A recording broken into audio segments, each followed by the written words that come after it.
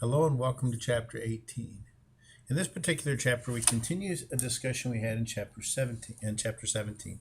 But the difference is, in Chapter 17, we looked at what I would call our heterogeneous products. Heterogeneous products are products that are different than for each particular job.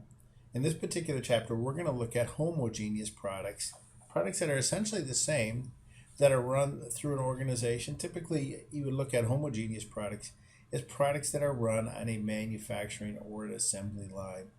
And we're going to talk about how to account for those. And in particular, we're going to look at something called a production cost report. And so let's take a look at Chapter 18. The first thing we're going to do is we're going to define the flow of costs through a process cost system. In other words, how costs go through. They're going to look basically the same as a job order cost system. The only difference you'll see is that in a process cost system, the costs will go through the system using with two work in process accounts or more, depending upon the stages in the process. Whereas in a job order cost system, all the jobs go through one work in process account and then finally to a finished goods account. So let's look at the difference. Here's the first part of what we want to look at. In a job order costing system, jobs are allocated by job, and the companies use them, and the companies manufacture unique products or very specialized products or services. And so remember what I talked about, that these are really products that are heterogeneous, different. Think of a auto body shop that needs car repairs or does car repairs. Well, each car repair is different. Even if it's the exact same accident, there's going in the exact same car, there's going to be differences in what they need to do for car repair for each one. So they want to track those differences separately. Now, in a process cost system, they order jobs, they allocate costs by process, and they're looking for stuff where they do identical products or homogeneous products. It's basically different steps in the manufacturing process. That's what differentiates the two. And here's another presentation of that. Job order costs produce stuff in batches, and they do it by the job. And they use one general ledger account, so I'm following this column here. And they use a job cost sheet for each. And when the job is completed, that's when they transfer the cost to finished goods. Now remember, in a job order cost system, let's use this relative to an auto body shop. What they're going to do is they're going to say, okay, what do we need for that, the Jones repair, for example? Well, they're going to accumulate exactly what cost they have for the Jones repair, including the parts and the labor that they put into it. And they're going to use one general ledger account, and they're going to have individual job sheets until the job is done. And then they're going to transfer them into finished goods when it's done. Whereas in a process cost system, they're producing homogeneous products, and we do cost accumulation by process. So let's say you're a company that makes cereal, for example. Well, the first part of making cereal might be just basically getting raw corn and grinding it. So they might have a grinding department, then they might have a forming department. So maybe this company is making Cheerios. So once they make the Cheerios, then once they make them, they're going to put them through the baking department, and then they're going to put them in the department that puts them in a box, bagging and boxing, and then finally they're going to put them in another box that is going to be a shipping box. So you have like the yellow cereal box, for example, versus the brown corrugated box. That's the difference between the two. Okay. And so what we're going to focus in on is how we look at account balances and what we use them for. And just like in a job order cost system, we're using this particular thing to control cost and to establish selling prices, and we're going to look at different account balances for work in process, finished goods, and cost of goods sold. So here's the difference, and you can see an illustration. The top one talks about a job order cost system and what happens, and you have three jobs. You have job 27, job 28, and job 29. And when jobs 27 and 28, it looks to me like 27 and 28 were finished. So when they're finished, the cost from work in process goes to finished goods. And then when you sell something, the remainder goes to the income statement. as cost of goods sold. So you're taking it out of finished goods and you're expensing it as part of cost of goods sold. Whereas on the process cost, we have different departments. So this one has mixing, molding, and packaging, just like what we talked about with the cereal. And then when they're done with it, it goes to finished goods. Well, and then when you sell, the cost gets posted to cost of goods sold. And what we're trying to do in our analysis in a process cost system is we're trying to figure out how to accurately cost these products, because they may be in different stages of production along the manufacturing line at the end of the month. So we want to figure out how to cost products. And what we're trying to do is try and figure out how to cost products that are sitting on the manufacturing line and also finished goods. So we're really evaluating work in process and finished goods. So now we're going to talk about something called equivalent units of production. And it says for direct materials and conversion cost. And let's take a look at the first thing that they talk about. Well, what we're going to do is we're going to look at the costs incurred during the period, and we're going to divide it by, so it says total costs incurred during the period. So that would be materials or product cost, which is going to be materials, direct materials, labor and overhead. And labor and overhead would be defined as conversion cost. And then we're going to say, we're going to figure out what was transferred from the cost of goods sold or from the work in process account, and then what is remaining. So this would be finished goods, this green box, and on the bottom would be stuff that's sitting in work in process still. And it doesn't really talk about equivalent units here, but we're going to talk about the equivalent units of production next. And as opposed to, I'm going to discuss just a little bit about that first. If we talk about colleges and universities, let's use that as an example. If you go to school at a college or university, most of you will say that 12 hours is a full-time job, as full-time student. Well, certainly it is full-time for financial aid, but it is not full-time if you want to graduate in 4 years. If you do the math, you need approximately 120 hours to graduate. If you take 12 divided into 120, that would be 10 semesters if you did not take classes. So if I were to look at full-time equivalents, you really need to take almost on average 16 hours per semester to graduate in 4 years. So if we had, say, four students that they were all taking 12 hours per semester, you would take the 4 times the 12, that gets you 48. Well, if you take 48 divided by 16, that tells you that you in fact have 3 full-time equivalent students, because in order to graduate. Now, we're not talking about financial aid, but I want to kind of give you an idea, at least a little bit, of another way to look at full-time equivalents before we talk about equivalent units of production. And what we're going to do when we look at equivalent units of production is we're going to look at where material is added in the process and where conversion costs are done, because basically conversion costs convert raw materials into finished goods. And we're going to look at them as a percentage complete. So if we have something that is 100% complete to raw materials or materials, then the equivalent units of production is going to be the same as the number of units that you have on the manufacturing line. And if you have it, say, 60% complete for conversion cost, then you're going to have a different equivalent unit. So let's say you had 100 units across the manufacturing line and they're 60% finished, then your equivalent units of production is going to take 0.6 times 100. Let's look at some of the math for that. Okay, conversion cost is direct labor and manufacturing overhead. And I touched on this already. Conversion costs are the costs used to convert raw materials into finished goods, and also includes manufacturing overhead cost. So you really only have 2 costs. What we've done is we've divided the 2, and really the stuff that we talked about with equivalent units here is a little bit light. So let's take a look at it here in a little bit more detail. And what happens is we're going to prepare something called a production cost report. And when we compare the production cost report, we're going to look at these components. Direct materials are going to be these components, and they go from one department to another, and then from another department to finally to finished goods. So a production cost report, what we're going to do is we're going to summarize the physical flow of units. We're going to compute units in terms of equivalent units of production, compute the cost per equivalent unit, and we're going to use that for both manufacture for transfer finished goods and also for valuation of RIP. And then that's what we're assigning it, so we know exactly what went out of the department. So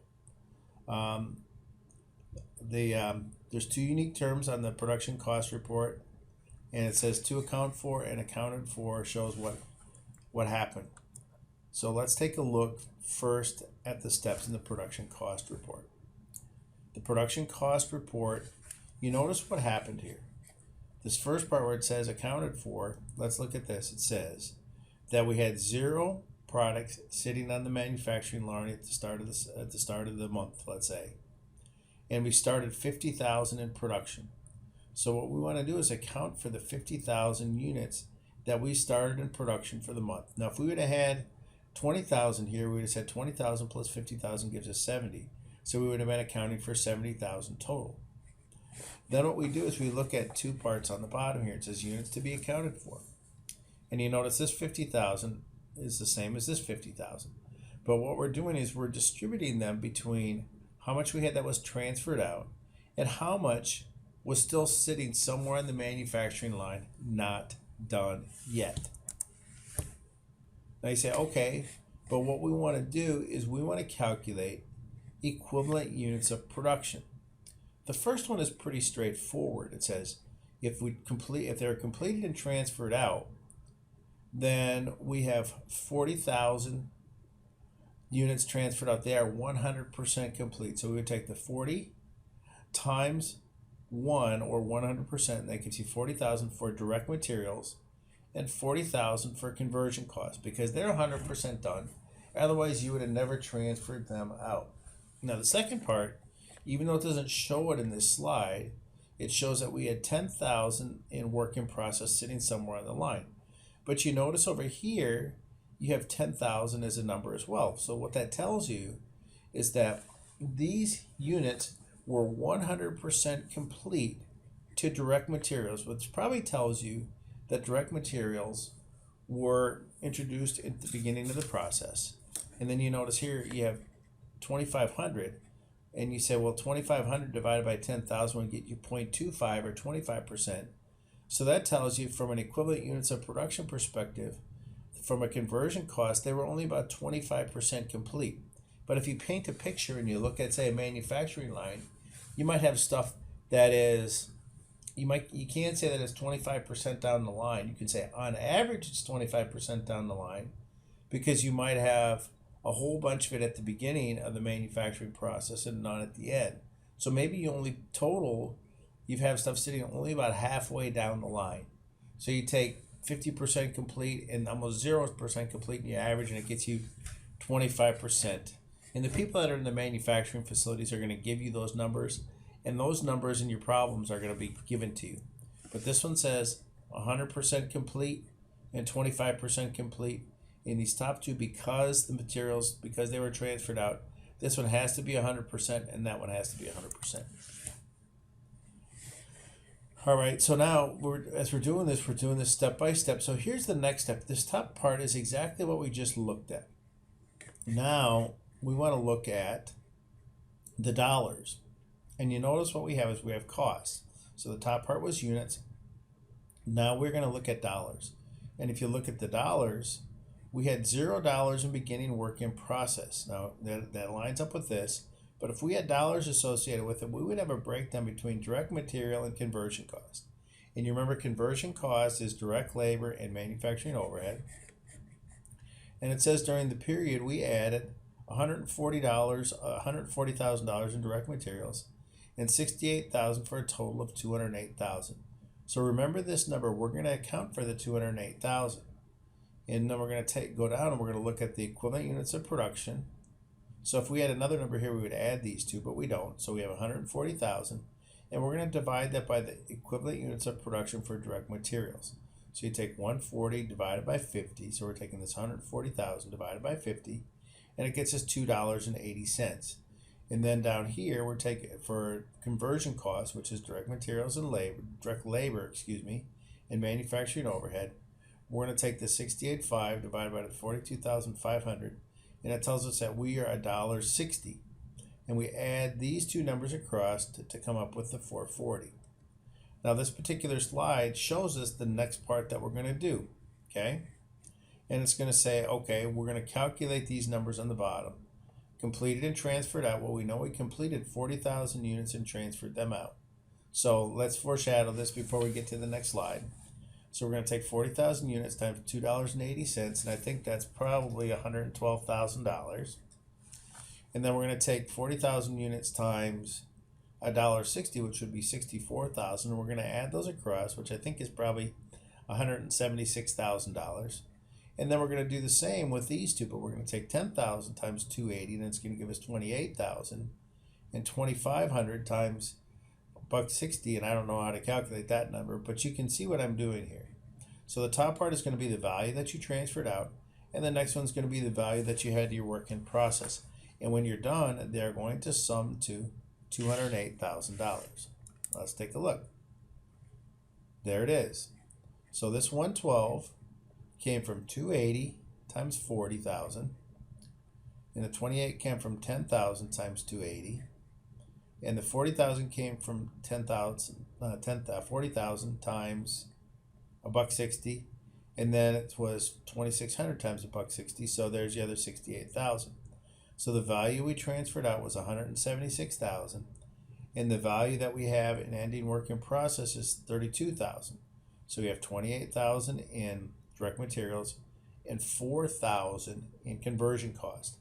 Now, if we go to look at this, if we're looking at the same report next month, the 28,000 would go here as a beginning work in process. So if we looked at this report for July, and the 4,000 would go in conversion cost, and the 32,000 would go here. And this 10,000 units would go right here. And then you'd add whatever you had. So you could see how the beginning from the ending from one month becomes the beginning for next. And if we have, so that's the production cost report, and we've used a weighted average method to combine them to calculate the equivalent units of production and inventory cost. So now we're going to do kind of the same thing one more time, and we're looking at the physical units. And now you notice there's a little difference in this production cost report. So really, in a way, we're doing kind of the same thing again. But the difference here, so this is a different department.